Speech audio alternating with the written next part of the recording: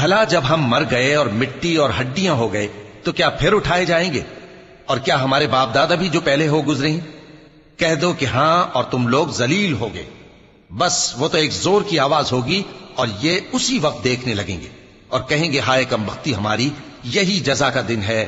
کہا جائے گا کہ ہاں وہی فیصلے کا دن جس کو تم جھوٹ سمجھتے تھے۔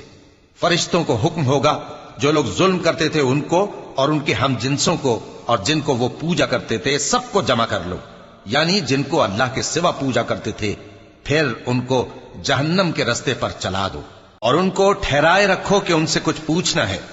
تم کو کیا ہوا کہ ایک دوسرے کی مدد نہیں کرتے؟ اصل بات یہ ہے کہ آج یہ لوگ اپنی غلطی تسلیم کر رہے ہیں اور وہ ایک دوسرے کی طرف رخ کر کے سوال و جواب کریں گے۔ پیروکار اپنے پیشواؤں سے کہیں گے کہ تم ہی ہمارے پاس دائیں طرف سے آتے تھے۔